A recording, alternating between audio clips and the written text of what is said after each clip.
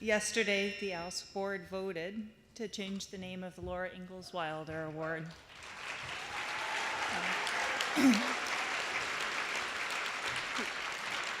We've changed it to the Children's Literature Legacy Award for significant and lasting contribution to children's literature through books that demonstrate integrity and respect for all children's lives and experiences.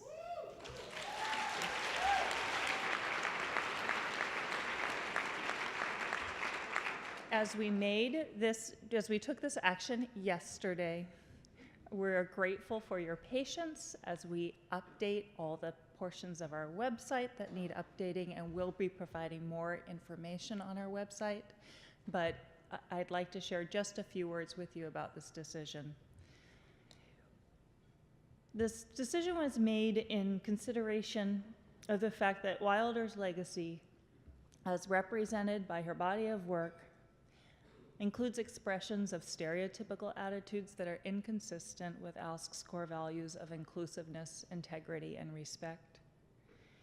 And that today, many white people are finally willing to admit are racist.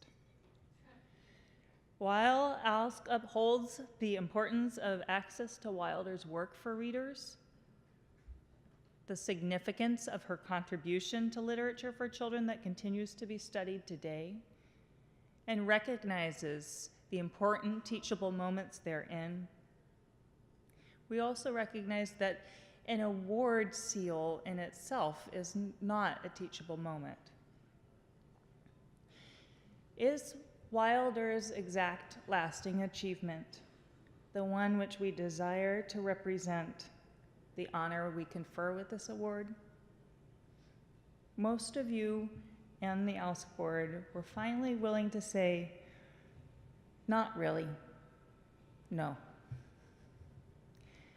The name Children's Literature Legacy Award more precisely acknowledges the respect we collectively confer upon those award winners. And I wish to thank all of you who have contributed to this discussion.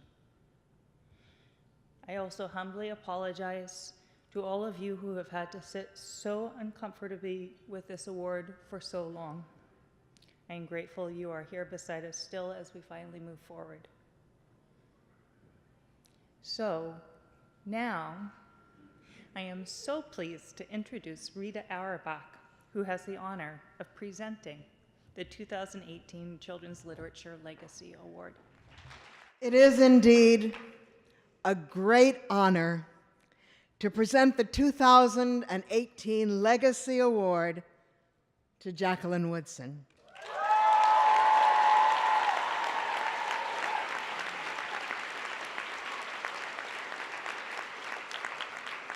I should begin by introducing the outstanding 2018 Legacy Award Committee.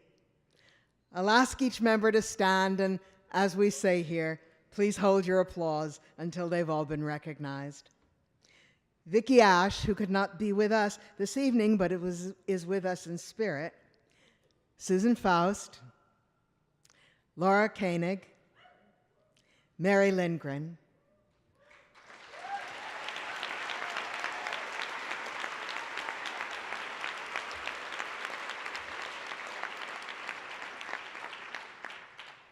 Our committee spent more than a year reading and rereading the work of some of the finest authors and illustrators in the history of children's literature. What a pleasure that was. We carefully examined the work of people suggested by ALSC members and by members of our own committee. Our understanding of this work was informed by the observations of our colleagues, and by examining books in the context of the creator's body of work.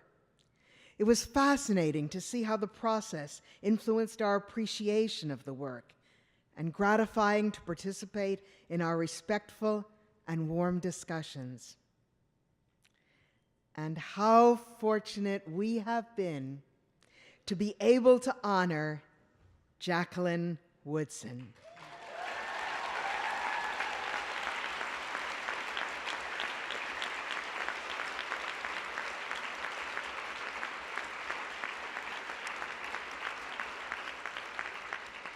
All of us who care about children's literature are indebted to Jacqueline Woodson for courageously addressing in elegant poetry and poetic prose issues of race and racism, sexuality and class, abuse and incest, the incarceration of loved family members, and many more once ignored subjects, as well as friendship and family, kindness and trust, identity and love.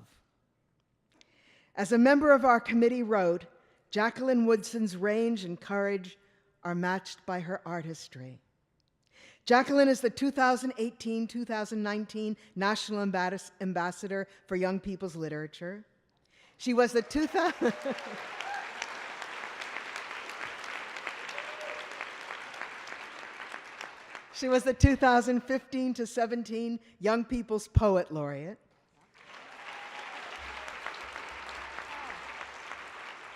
She received the National Book Award for her memoir, Brown Girl Dreaming, which also received the Coretta Scott King Award and was a Newbery and Seibert Honor Book.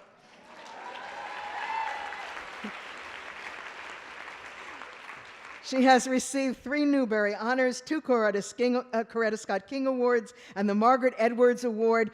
You get the idea. In Jacqueline's poignant picture book, Each Kindness, a teacher drops a stone into a bowl of water to show her class that, quote, each little thing we do goes out like a ripple into the world. And that is what Jacqueline's fine books have done, going out into the world to challenge readers and shape their understanding of themselves and the world around them. In The Other Side, Jacqueline shows readers a fence that unites people rather than dividing them, ending with the hope that fences that divide us will be knocked down. Now there's a prescient writer.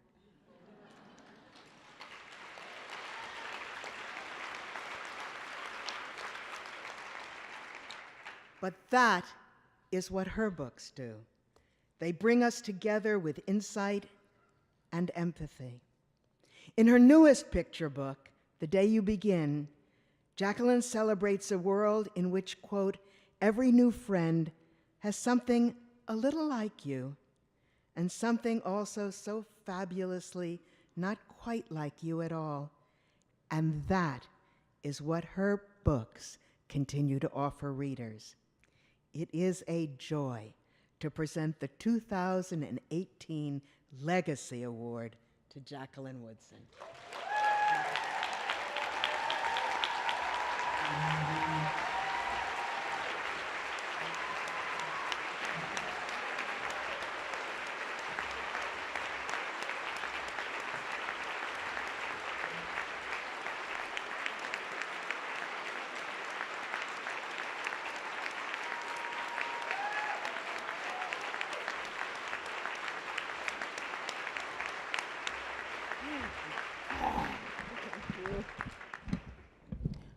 I know y'all are thinking, damn, we're finally near the end of this. How many of you have to go to the bathroom? You should not sitting up here having to go. I'm jumping the line.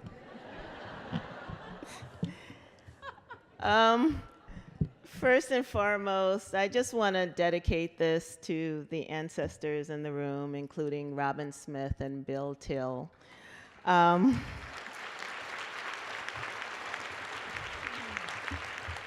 Both of whom are dearly, dearly missed at this conference by me, and I know by so many of you. And geez, what an honor. So you had to write a ding-dang speech, right? Because then they had to put it on something so people could have access to it the minute you left. They left here, they could go download it. So I wrote that speech, and I'm going to read it, but now it's different because every day things change, right? So the speech that you're downloading is not going to be the speech that I'm reading exactly.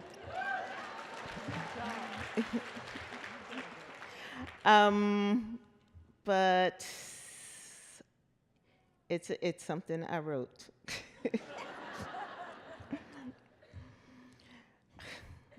And you wait, are awaiting the one thing that will infinitely increase your life. The powerful, the uncommon, the awakening of stones, depths turn toward you. Dimly there gleams on the bookshelves the volumes in brown and gold. And you think of lands traveled through, of paintings, of the garments of women found and lost again. And all at once you know, that was it.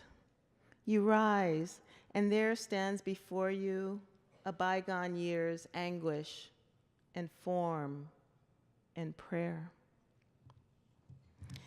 Those are the translated words of Rainer Marie Rilke's poem, Remembrance, or in German, and forgive me, Erinnerung. Written in 1918, the many translations are all slightly different, the above remaining my favorite over the years. Still, every interpretation I've read of this poem has struck me. While translators come to it from their own experiences and thoughts about how it should be brought to the English language, the essence of the poem remains the same. Each translation having a deep respect for what the poet is saying and what the poet wants us to feel. Rilke was a writer of his time. Sent to military school as a young boy, he was rescued by an uncle who saw him for who he was, a gifted child, a lyrical poet. I think often about what it means to be a writer of one's time, especially now, during this time we're living in, where there are days, as the writers and artists in this room know, when we wonder if we will ever be able to create again at all. And when we finally do, because the truth of it is, of course we will.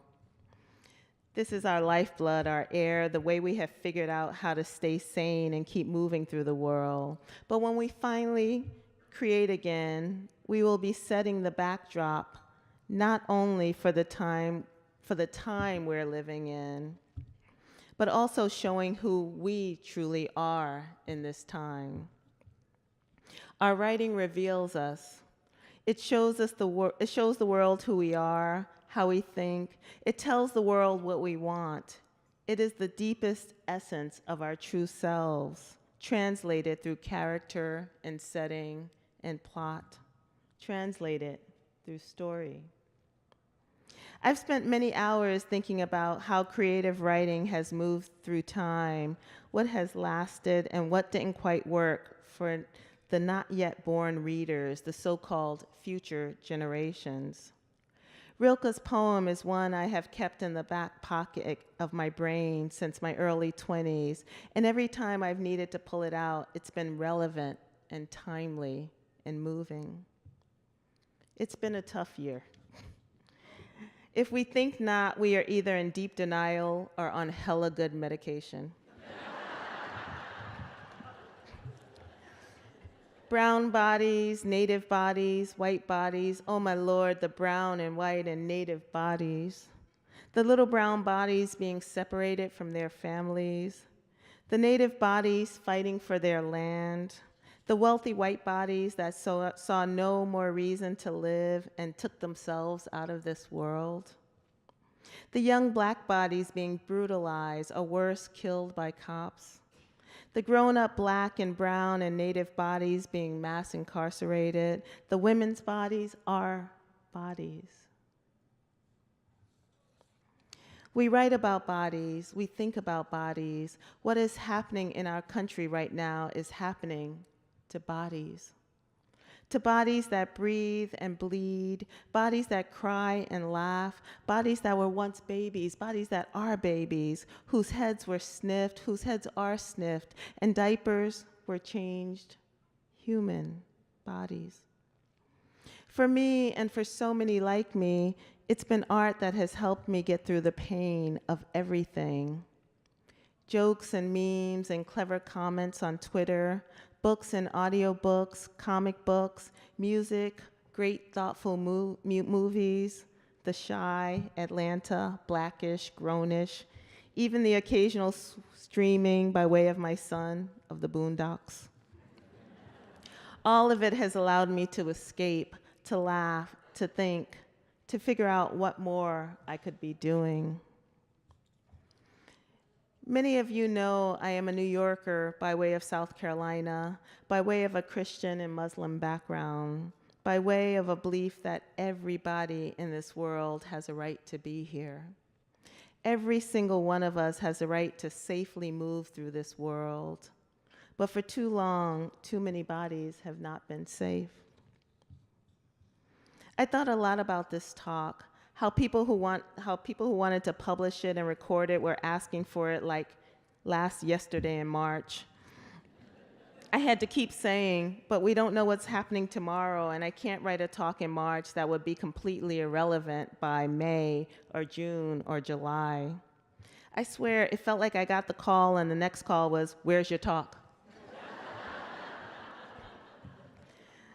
So I did what writers do so well. I thought about the thing I had to write lots and lots, and then for a long time, I didn't write it.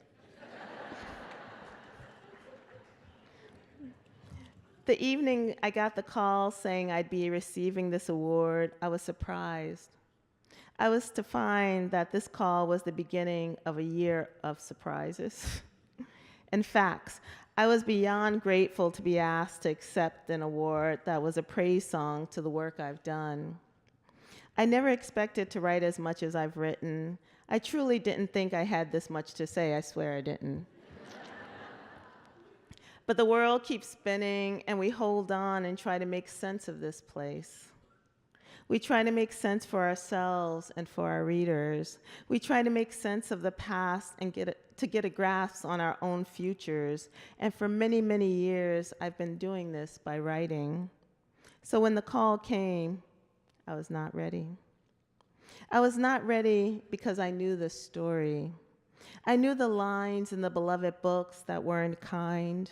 I knew of the minstrel show and of the disparaging remarks about Native people whose land we walk, sleep, eat, love, fight, grow, and die on.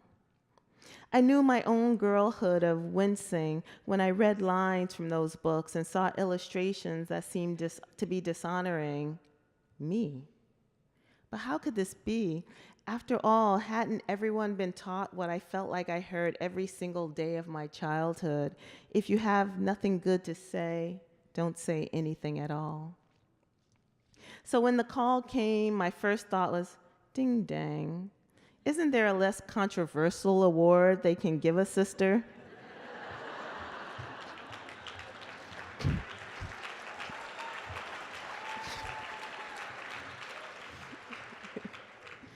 And then I thought of Rilke, of the poem I go to like prayer, and you wait, or are waiting the one thing that will infinitely increase your life. The powerful, the uncommon, the awakening of stones, depths turn toward you. And I thought, this is it, isn't it? At this moment, this is the only place I'm supposed to be. Here in this room with my fellow fabulous awardees, talking about what it means to be a writer who really does want to do the work that shines a light on the beauty of all people without picking and choosing whose body is worthy and whose is not, whose body should be looked down upon, warned against, deemed frightening. The work I was brought here to do is the work I'm doing and hope to continue to do. It is the work to make people feel safe and seen in this world, not just today, but for future generations. And not just thoughtful narratives, but narratives with no sharp edges, no demeaning words or phrases laced inside of beautiful stories. While I am deeply honored to be on this stage, while I am beyond grateful to the committee who not only chose me for this award, but continued to do the work of questioning and challenging the name of it until yesterday it became the Children's Literacy Legacy Award.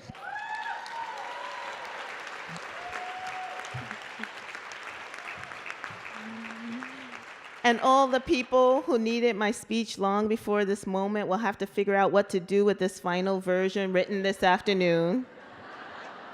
Because as we all know, none of us are writers, we are all rewriters.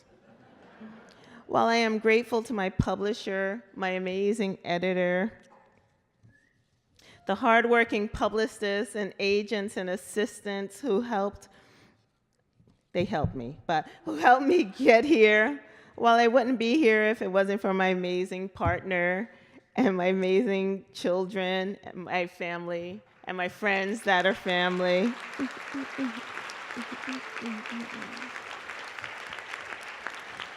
And I will not mention, because it always embarrasses her, that my partner is the most fabulous doctor in the world. And mom. She has her prescription pen with her if you guys need anything.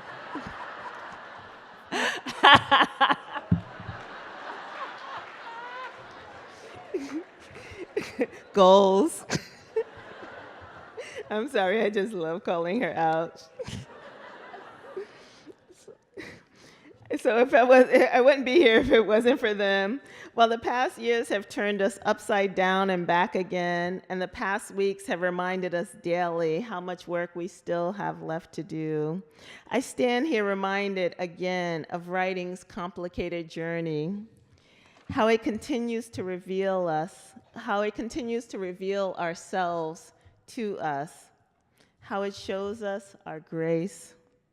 But more than anything, my hope is that it continues to remind us all of the work ahead and the people we're doing the work for, the future generations, the young people who more than anything deserve a world they can spend their whole lives safely walking and running and jumping and reading through.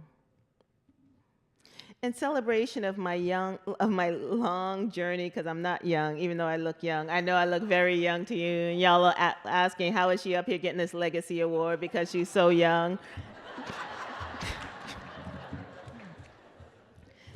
But, you know, the melanated in the room know that black don't crack. You know.